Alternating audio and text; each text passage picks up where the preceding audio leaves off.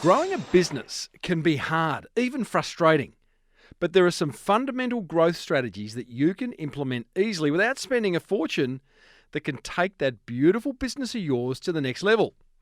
Today's guest has done just that. I reckon he's one of Australia's best marketers who in just 6 months has secured distribution for his product in 21 countries. He joins us today to explain exactly how he's done it. It's a mind-expanding episode 489 of the award-winning Small Business Big Marketing Show, thanks to your ultimate marketing resources list, which you'll find over at smallbusinessbigmarketing.com. Well, I said, welcome to a small business marketing show, where successful small business owners share their souls to take your marketing straight to the lead. Now, here's your host, Mr. Timbo Reid. And welcome back to your weekly dose of marketing medicine. I'm your host, Timbo Reid. You, infinitely more importantly, you're a motivated business owner and you are ready to crank out some great marketing to build that beautiful business of yours into the empire it absolutely deserves to be. And today's episode is made possible thanks to your ultimate marketing resources list. What's that, I hear you ask? It's a very good question. Well, it's a list of all the resources myself and past guests use to create marketing. No bright shiny objects around here, just reviews and links to the best tools you'll need to nail your marketing. You'll find what I use for email marketing, video marketing, editing, website hosting, recording Skype calls, and plenty more. You'll find your ultimate marketing resources list at smallbusinessbigmarketing.com. Big show today.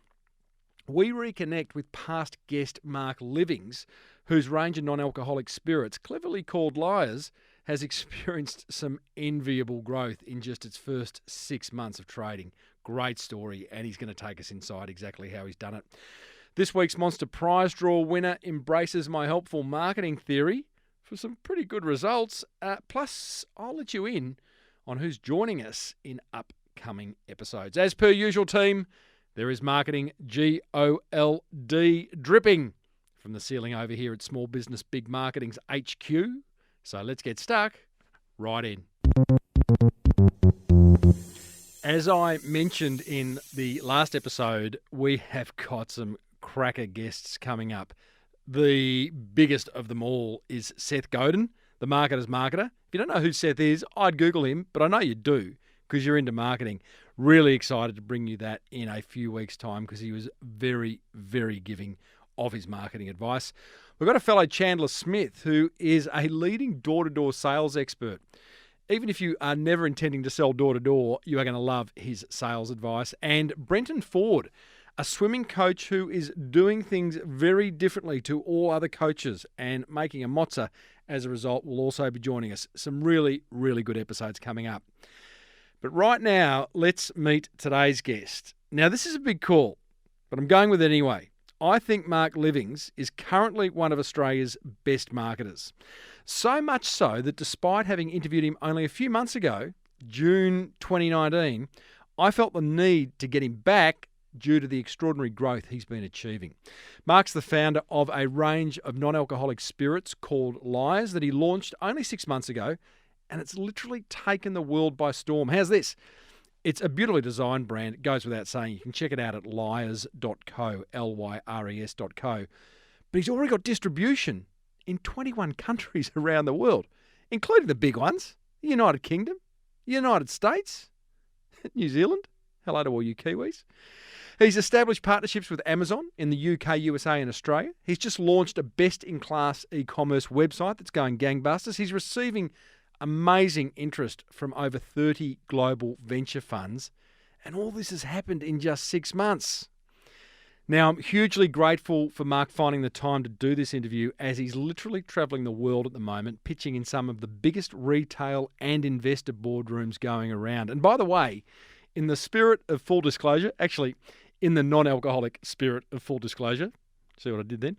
I'm a very happy investor in the Lyres brand. And, oh, by the way, Mark also provides us with a 40% discount after the interview, which you can, sample the product if you choose to. Now, I started off by asking Mark to give us a sense of the rapid growth the Lyre's brand has experienced. Sure. I guess one of the things that you love seeing in your board reports or when your CFO puts something together is that classic hockey stick shape emerging. So we're seeing a bit of that at the moment, which is brilliant. We couldn't be happier with how the brand is going, not only here in Australia, but also in international markets. So in the last 6 months, we've taken it to our friends across the ditch in New Zealand. We've also entered the US market and we're on sale in the UK market also. So, 6 months, 4 international markets and some amazing rate of sale data starting to come through. We couldn't be happier. Are you surprised? I have to admit that I am a little bit. I mean, it's a new category. And when I explain this to people who are coming into the business as staff members or considering taking the product on as a distributor, I like to describe it as a bit of a black swan event where, we've got this confluence of all of these different trends coming together.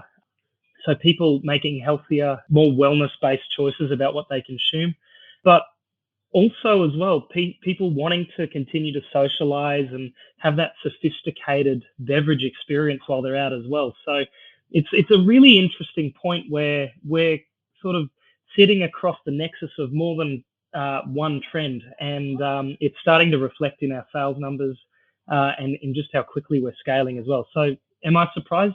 Absolutely. So like I said earlier, couldn't be happier. Just to again, just put some scope around the growth. What kind of distribution partners is Lyre's now being found in overseas and locally? Yeah, it's an interesting one, and I'll explain I guess how we take our product to market. There's distributors around the world. Some are small, super tiny, hyper niche. Some are really huge, the gorillas in the playground that everyone else fears. For us, what we're finding the most effective way forward is to find what we're calling the Goldilocks zone distributor. So our Goldilocks zone distributor is big enough that they can take us across a country very quickly, but not so big that our brand is lost in this enormous portfolio and we struggle for voice with the distributor's sales force on the way through. So getting that balance right of scale versus focus has been really critical, and it's been really formative to the growth. Mm-hmm. And retail outlets. I know you're in some pretty big name outlets around the world. Yeah, so I guess one that people wouldn't have heard of in Australia, but definitely would have in the United States is Bevmo. So we've just launched with Bevmo. There's 130 stores up and down the west coast of California. These guys saw our brand come through and they got so excited by the opportunity that they took pretty much every SKU and they've reset their store in order to accommodate the new category coming in. So we were very excited when they put that on the table and said, we'll support you like this. And then jumping across to the United Kingdom, we've signed some pretty extraordinary retailers there. We've got high street retailers, and from the 1st of January, we'll be available in Sainsbury's, which is an incredible testament to the brand, particularly when coming out of Australia and being able to be bought on the other side of the world, only six months into its journey. I want to talk to you about your 3 biggest wins since launching. Before you answer that, Sainsbury's has got to be right up there. How does one get into Sainsbury's?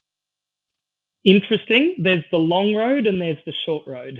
And the long road, I think, for most people that are manufacturing a consumer product involves, finding a distributor, waiting for the distributor to get a meeting, presenting in conjunction with the distributor, negotiating price, getting a contract, waiting for a slot to become available for the brand to go into the store. That is a very, very long sales journey. So much so that, your business, you can potentially struggle for months or even years achieving a major retail listing. For us, we did it in the shortcut manner. So the network effects of the people that have invested in our business have been pretty incredible. So for us, we were able to use the relationship that one of our investors had to get directly in front of the Sainsbury's, what they call the Future Brands team. And the Future Brands team, their sole purpose is to identify super high potential new consumer brands and get them in front of the consumer as quickly as possible in order to determine if this is something that they should be leaning into in a big way as a broader business. So we presented to the Future Brands team only 2 to 3 months into being available in the UK, and they leapt onto the product fairly quickly. And we figured that dry January being a really key time in the UK, that's offset, of course, in Australia by dry July. People tend to want to stop drinking in those colder months, but what we thought would be a great time to launch it would be around dry January, and that's what Sainsbury's have done. So we've aligned this occasion where a huge chunk of the UK market drops out of the alcohol category and starts looking for alternative choices to our availability on shelf in the Future Brands program. It's a big meeting going into the Sainsbury's boardroom, I'm guessing, Mark. Tell me about your mindset and how you feel going in. You know you've got a good product. You're confident in what you're presenting. That's a great head start. Clearly, there's still some nerves attached. Yeah, it's always the case when you've got, meetings that can change the destiny of your business as you run them. I think any entrepreneur can identify that moment where they grabbed a big client or they had someone believe in them and it really shot them from, orbiting the earth into the universe. So, we've had more than one of those moments, but that was definitely one of them.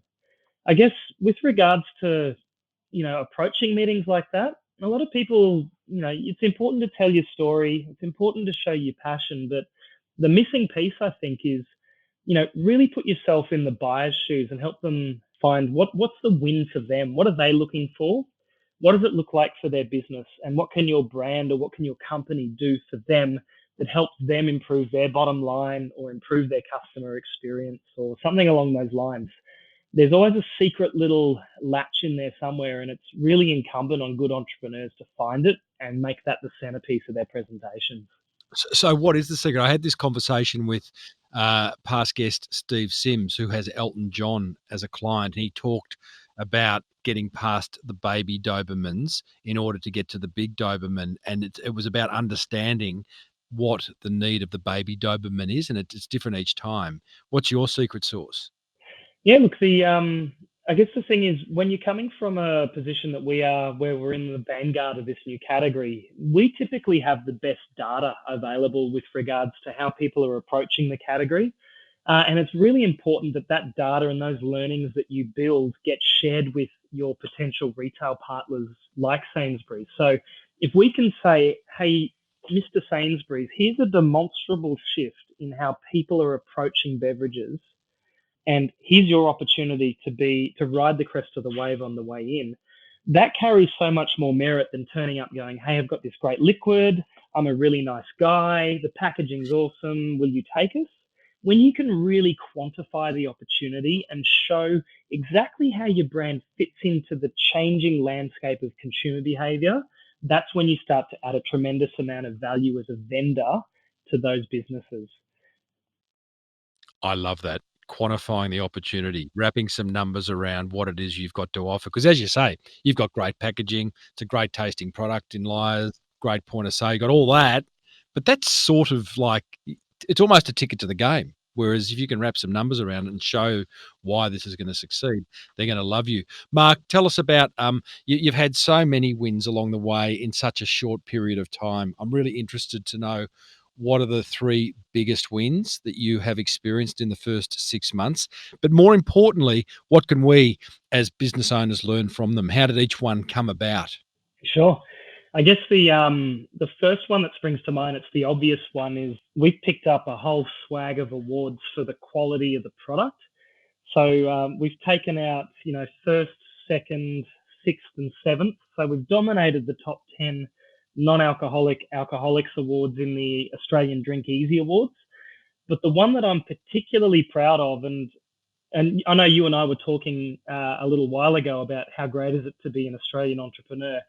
One of the things that came up, our senior vice president in the United States, he's a gentleman by the name of Christian Butler. He very cheekily entered a whole bunch of our products into the SomCon Concord of Spirits, which is basically where 12 of America's most respected palates will judge the quality of a liquid in their category. Now, Oh, what Christian didn't mention to anyone when he entered the products in was that they were non-alcoholic. And we had these master sommeliers and these well-respected palates. They actually awarded 4 of our products and gave our sweet vermouth a double gold, which was the best in class vermouth for that show. So we've turned up with a non-alcoholic vermouth and blown the field away without anyone knowing. And for me, that was an incredible moment because that puts us really head and shoulders above the rest of the category where we go, we can stand alone as a brand, compete with our traditional spirits brothers and sisters, and still really shine as a liquid.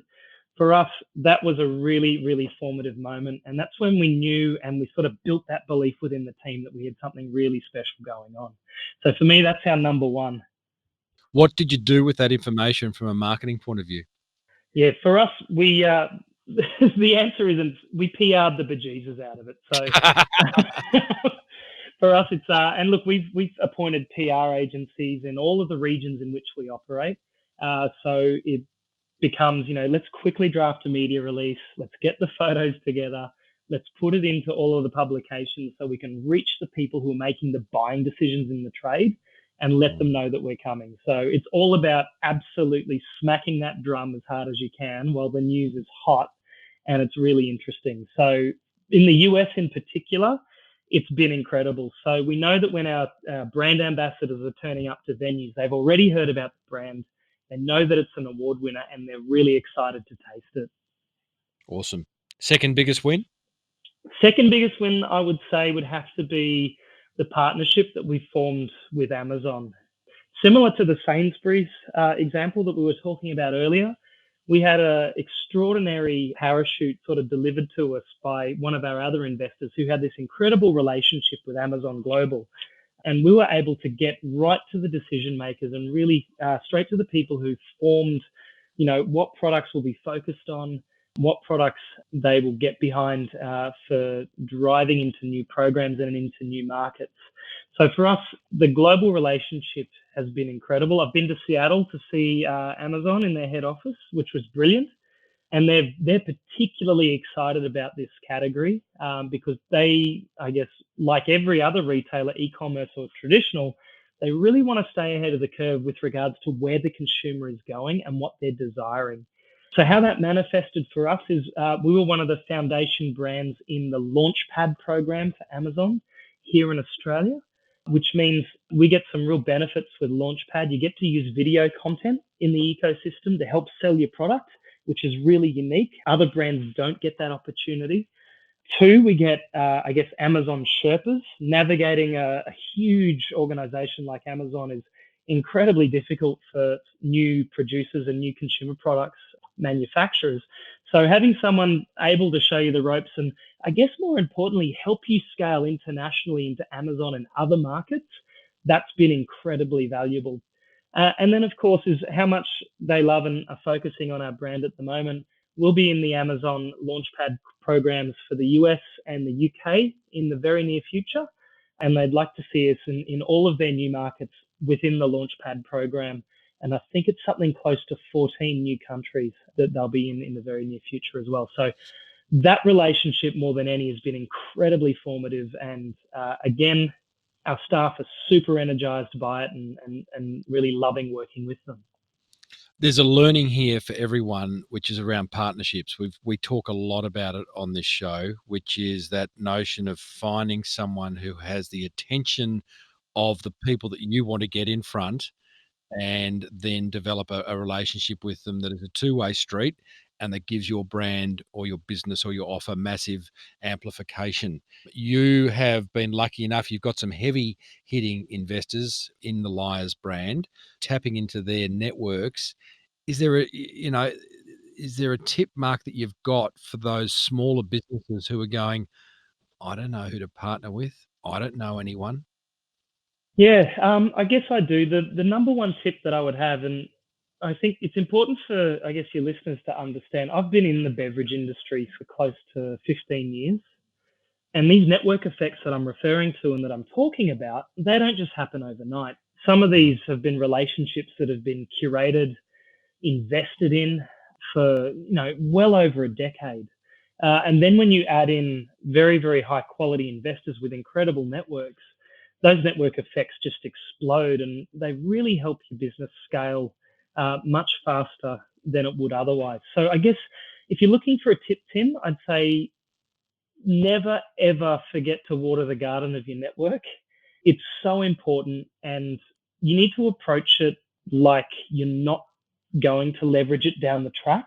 You really need to approach it like, I need to work with these people. They're good humans. We have a lot in common, and invest in the network without expecting a return, and help people on the way through. Because inevitably, and you can get a little esoteric on this, but karma exists in these networks. And if you get a reputation that you're a great person that can help other people commercialize their brands or make introductions that are really formative to the success of their business, it does return to you. So I guess my number one tip is start early, do it often, and do it with really as high a quality people as you can find that share your principles and share your vision. Well, as they say, your network equals your net worth. How do you nurture? It's all very well to have those partnerships and those relationships, and now you're into Sainsbury's, you're into Amazon. How do you nurture those relationships? Because you're a little fish in a pretty big pond. Yeah, you're right. I guess it comes down to continuing to add value. So if we're talking about nurturing the Sainsbury's relationship or the Amazon relationships, it's really about empathy. There's a really old sales adage, and I love it. And people don't care how much you know until they know how much you care. So when you put the customer or the consumer in the case of a consumer good, but when you put that person or that organization at the very center of your purpose for being, that's when you start to realize tremendous value in relationships. If you say, take a look at a Sainsbury's or a Woolworths locally or a Bevmo in the US or an Amazon globally and go, right, what is it that your business is trying to achieve? What is it that your executive is looking for? And what is it that your shareholders expect? How can I help with any one of those things? And if you can find an answer that lies within your brand, that's where you start to deliver value more beyond just simply the margin they can make on your product.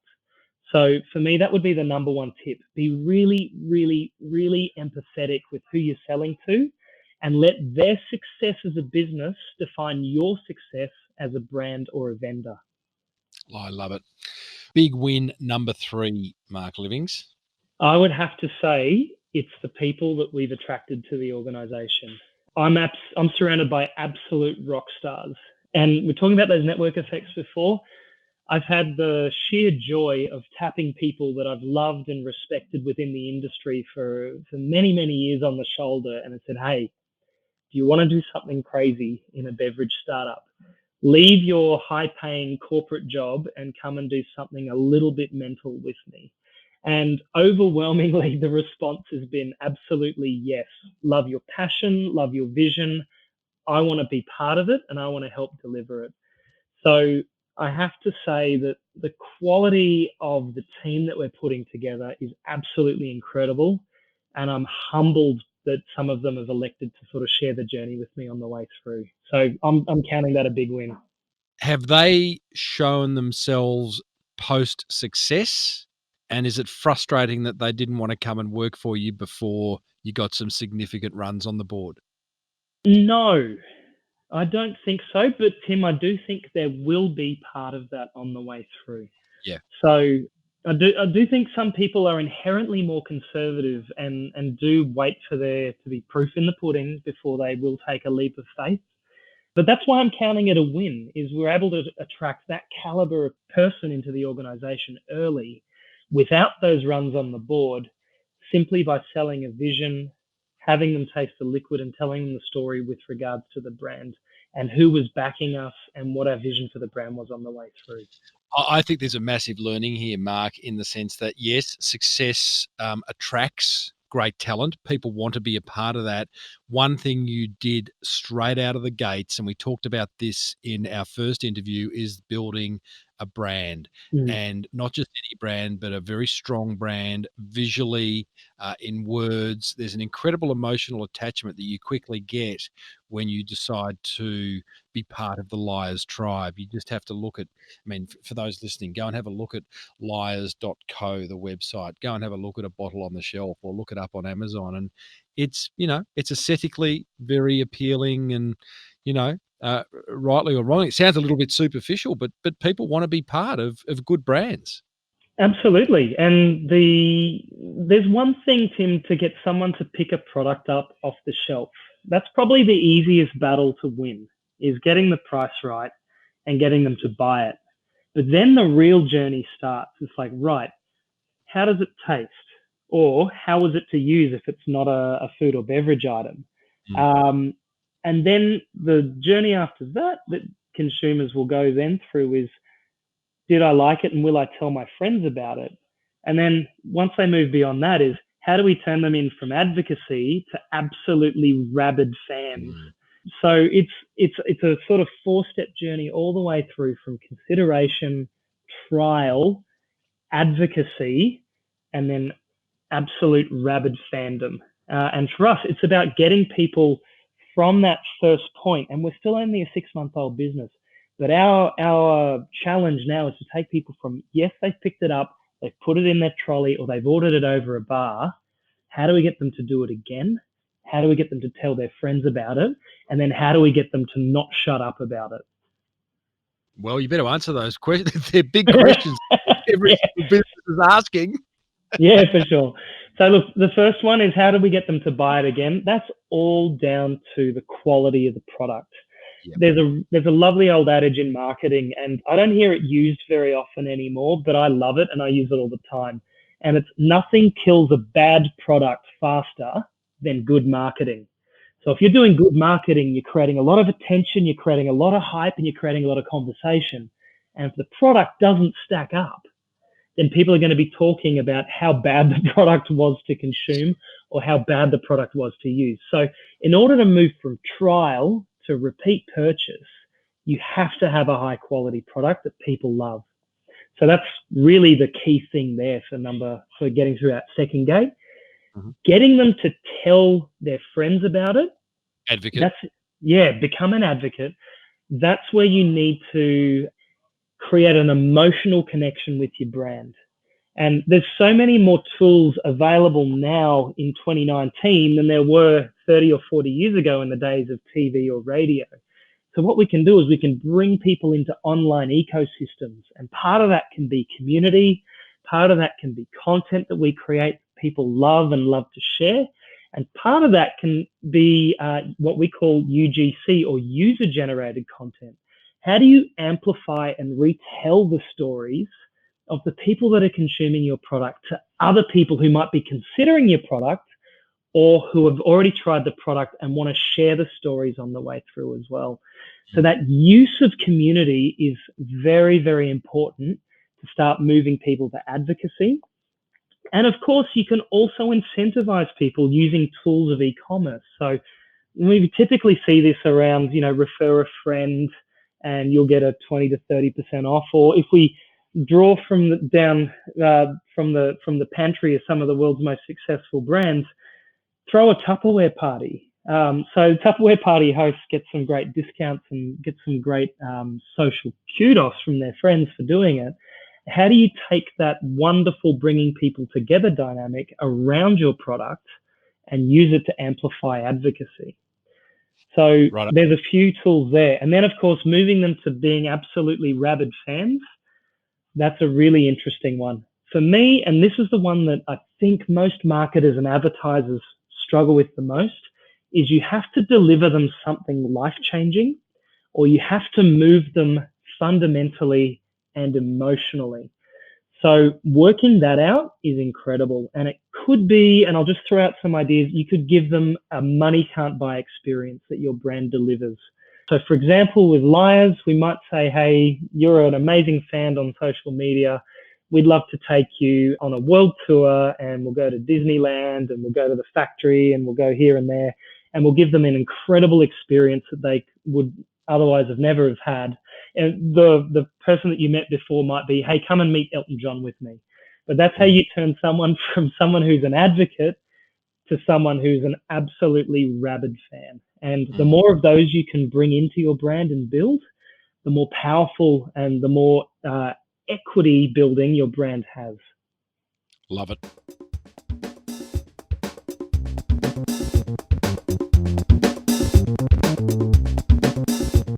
We're chatting with Lyre's non-alcoholic spirits founder, Mark Livings, and I trust you're loving his killer marketing ideas. Aren't they awesome? Before revealing his next one, a quick reminder about the ultimate marketing resources list I've created for you. It contains all the software, hardware, and tools myself and past guests use to create marketing that simply gets results. No bright shiny objects around here that take your eye off the end game, just proven resources you need in your marketing arsenal.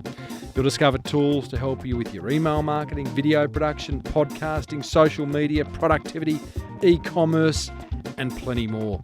I'm adding to it often, so check it out. Maybe even bookmark smallbusinessbigmarketing.com. Now, back to Mark. Can I call them spirits? I suppose you can. That's exactly what they are.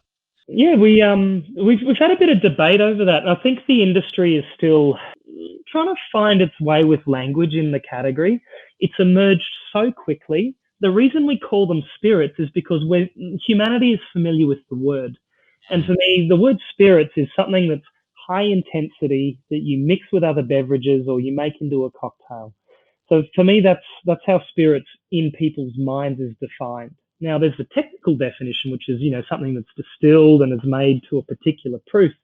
But I don't think that's how someone off the street understands what a spirit to be. We've seen, this occur in other industries, other language as well. So, for example, a carriageway on a highway is not where horses and buggies go down. But, the technology has moved on and human language has evolved. Trolls no longer live under bridges and in Grimm's fairy tales, they live online and they make your life hell. So language evolves, and we think the word spirit will continue to evolve as our category emerges and continues to grow market share. Mark, I want to talk about your number one growth strategy, your number one marketing strategy. Would the growth strategy be partnerships? Yeah, so partnerships are incredible. So we very deliberately decided to, as we scale internationally, use a distributor model. Now, you do give away a little bit of margin in your value chain by doing that, but what you're getting turnkey relationships with major retailers. In the case of our products, you're getting relationships with bar owners or publicans and the like, and you're getting a sales force that you don't need to pay for out of the blocks. So using the distributor model has allowed us to expand what we call horizontally. We're presently being sold in 4 markets internationally. By the end of Q1, we'll be in 21 markets internationally. And that's simply because we're utilizing distributors who have turnkey sales forces. So it's letting us grow as quickly as we are. So that's our number one growth strategy, is leveraging other people's networks, cutting them into the value chain and allowing them to make a margin on the way through. And you're exchanging a little bit of that margin for accelerated growth. I notice you've chosen to limit your marketing to existing alcohol beverage channels when you could actually promote Lyres anywhere. I mean, you could sell Lyres out the front of a primary school, because at the end of the day, it's not alcohol. You're sort of passing it off in a sort of way. Like you're following alcoholic beverage marketing. Is there a reason for that? Is it a positioning thing? It's a couple of things, Tim. And look, I'll tell you a story. When we sample our product, there's a placebo effect. If we start making people gin and tonics, espresso martinis, amaretto sours, Mai Tais, after they've had 4 or 5, they start to feel lightheaded. And there's a placebo effect there. That's how close our products are to the original when they're made into mixed drinks or cocktails.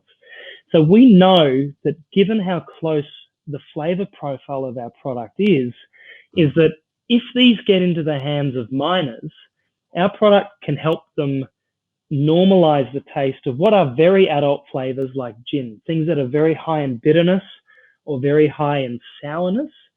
we can help normalize those tastes at a below legal drinking age. So we saw that as very, very unappealing, and we saw that as something that we needed to do something about. And it's a responsibility that we take very seriously. So we resolved as a business to only sell our products in channels where there are alcoholic products available. We've asked our distributors and the sales forces and the major retailers where possible to check for ID.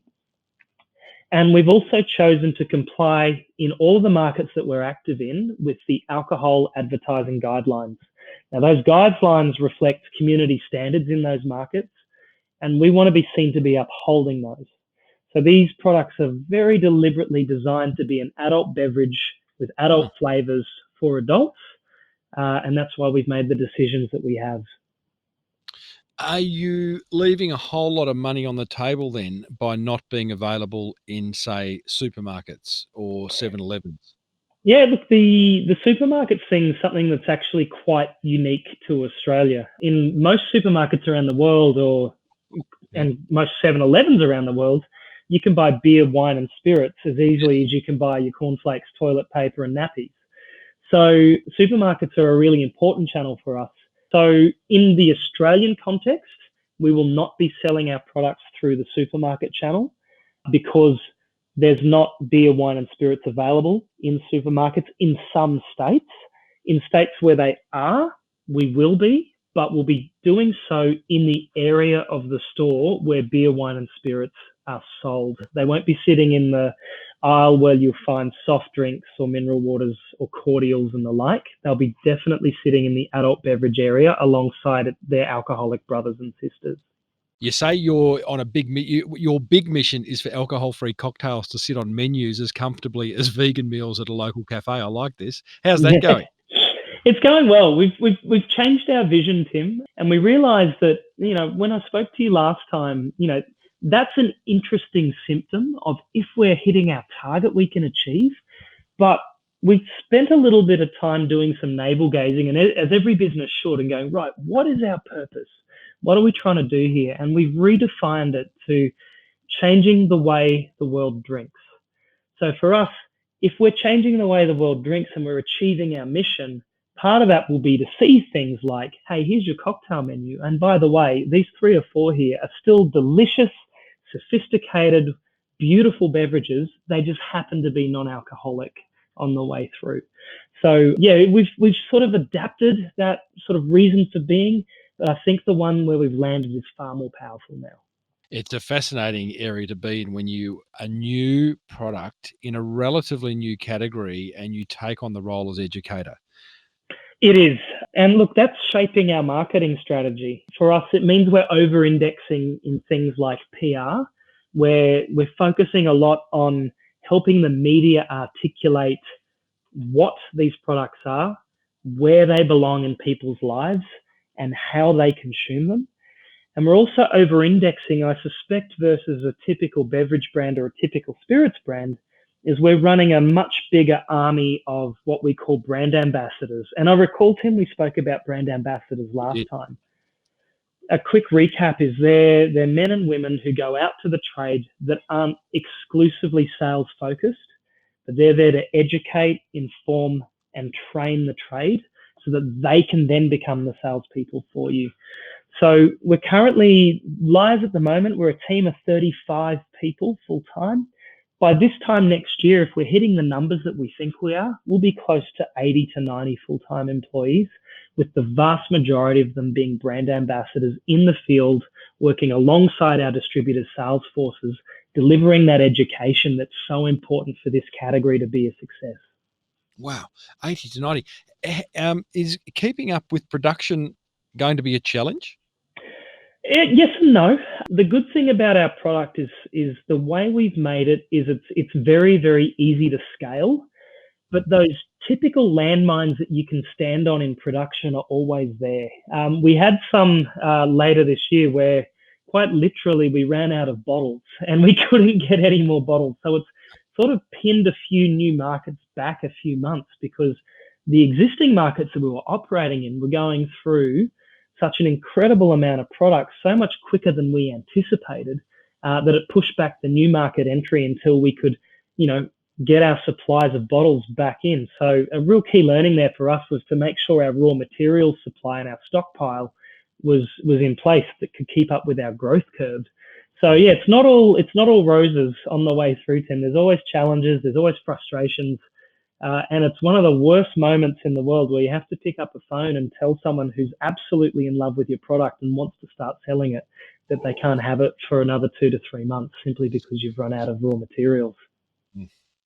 Speaking of challenges, you are a global brand now.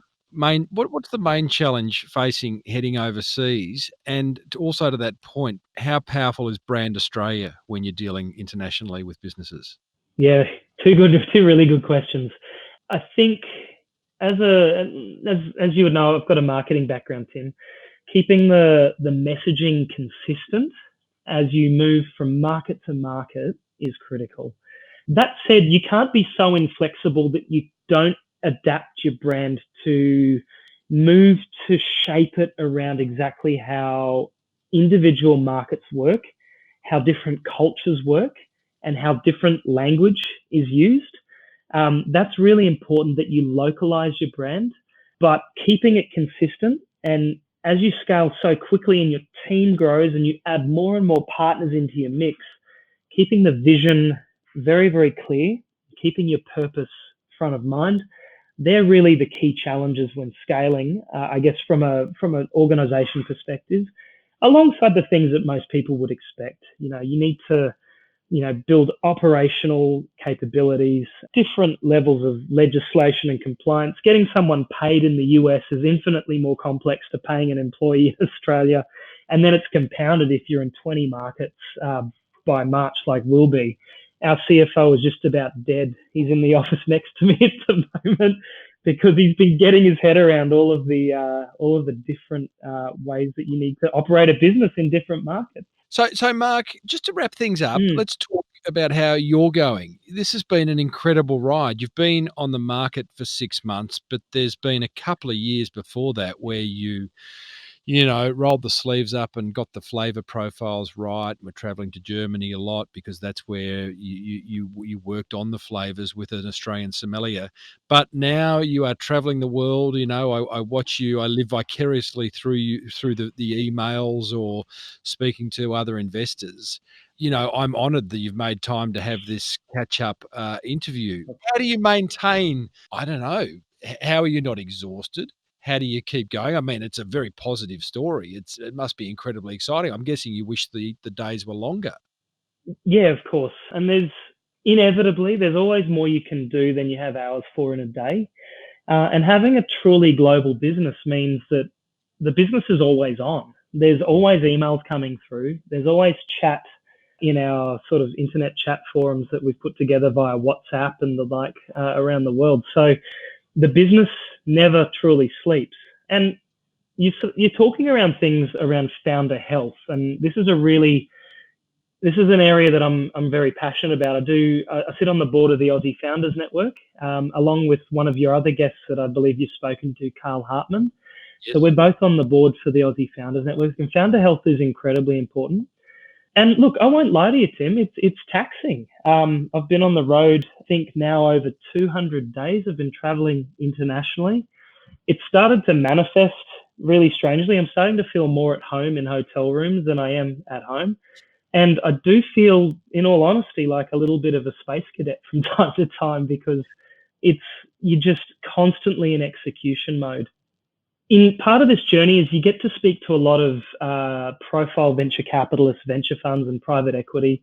And I've heard a few of them refer to it as beast mode, where you just go completely animal-like in terms of scaling your business in order to make it a thing. But everyone is cautioning and saying, look, this is not sustainable. And as a 39-year-old man, I'm not in my early 20s. I do have a finite amount of energy per day. So, yeah, the answer, Tim, is I do feel it. But by the same token, the wins, that they beget a different form of energy. And so it can be quite addictive. The adrenaline as it comes through is brilliant. But what's most important is the team around me is incredibly supportive and everyone's working as hard as I am, and everyone is supporting each other because we've been really, really careful to ensure that everyone on the team has this shared vision. One of the other venture guys we spoke to describes it as blood in the teeth. So when a thoroughbred or thoroughbreds are racing in something like the Melbourne Cup, if they've left everything out there on the course, they've run so hard that their lungs are bleeding. And for us, we're running and our lungs are bleeding at the moment because we are blitz scaling, and it's a fairly new phenomena around how to scale a business rapidly.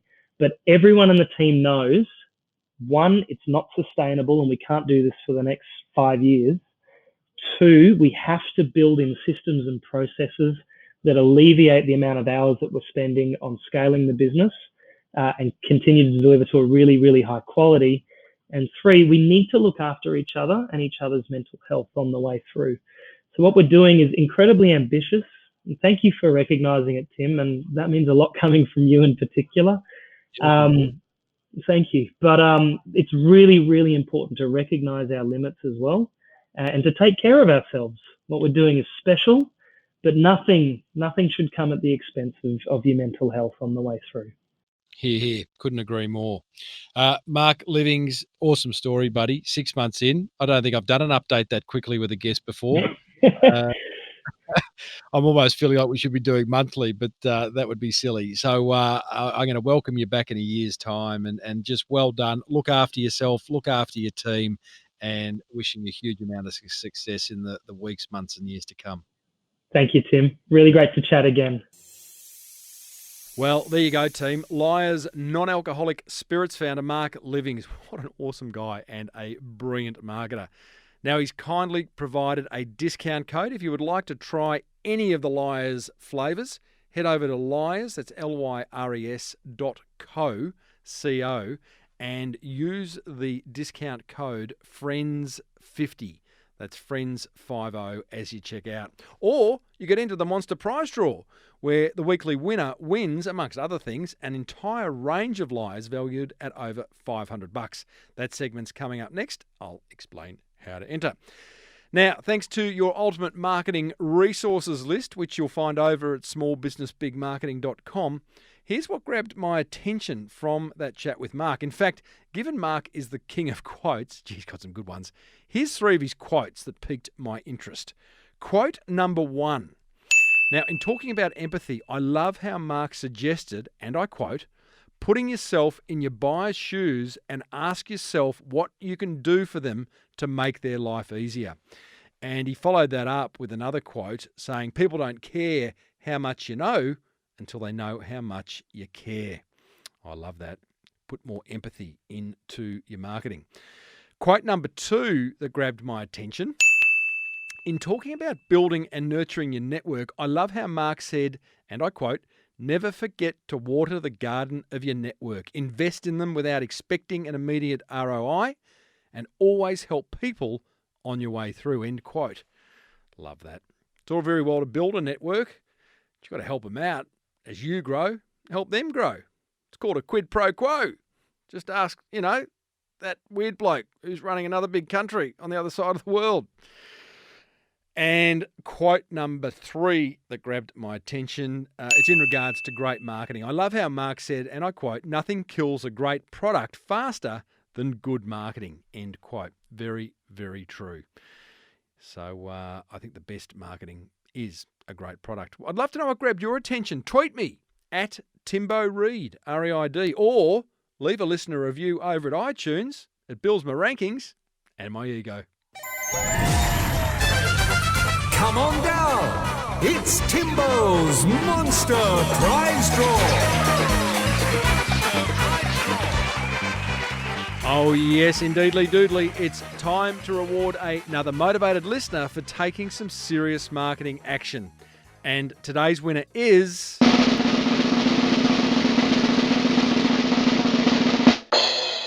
Andrew Simpson of myhealthteam.com.au. Andrew says very, very briefly, hey Timbo, my business partner and I have been listening to your podcast since about episode 50. and we quickly caught up. We have sunk our teeth into the helpful marketing you keep banging on about, so we made a website dedicated to it. Here's part of our website that will hopefully blow you away. Now, he says, all the best, Andrew Simpson.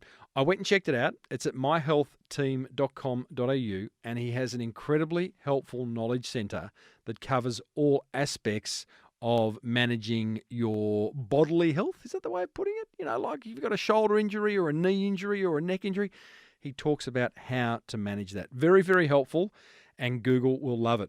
Well done to you, Andrew, and your team over at myhealthteam.com.au.